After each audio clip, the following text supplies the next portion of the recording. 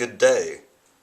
In this video I would like to show how I fold up a cross, and I'm going to do this on a bandana. So to start, we are going to fold it in half, just like a lot of tie-dye. It's based on symmetry, and with crosses I like to do it in thirds. So I get my ruler out and my washable marker, and today I'm going to do 36 centimeters, and a third of 36 centimeters is going to be 12 centimeters. And so I mark off the 0 point and the 36 centimeter, and then I go to 12 centimeters. And this is going to be the top of the cross and the bottom of the cross. And then I'm going to take the arm of the cross and go out 12 centimeters as well, straight out. And I'm just going to make a line there, and now I'm going to start the rest of my folding. So we have the top of the cross, the arm of the cross, and the bottom of the cross. I'm going to take the top and meet it down with the arm of the cross and fold that over like that. And then I'm going to take the leg of the cross and bring that up to meet the arm and the top of the cross, and then fold that back over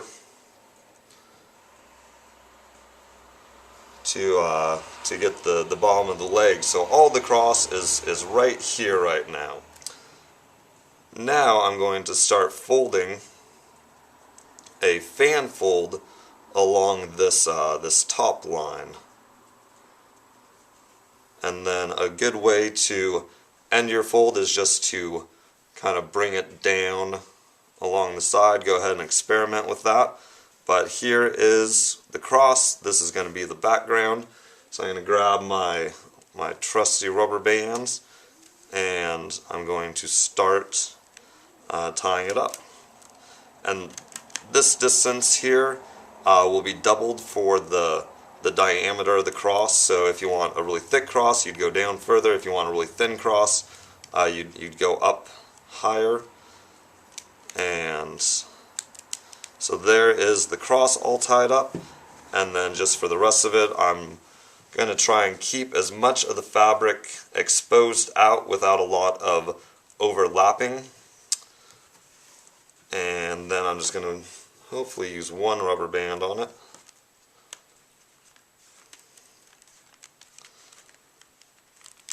And there we go, the cross. Here's a folded cross. Folded and dyed, and tied. We are down on in my dyeing station, and I'm going to start dyeing up the folded cross. And to start, I'm going to take a yellowish color, and I'm just going to start applying the dye onto the cross area. And this is a slightly damp piece of fabric that's been soaked in soda ash, sodium carbonate. I use about a cup per gallon of water, and that should raise the pH to about 12, and that's what allows the dye to react to the material that you're trying to dye. And so now we've dyed the center of the cross, or the cross itself, and now we're going to start dyeing the background.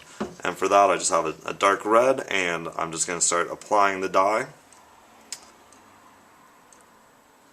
And then for the dye, I use about 5 tablespoons for a 32-ounce bottle. So that would be 2.5 tablespoons for a 16-ounce bottle, and 1 1/4 tablespoons for a 8-ounce bottle.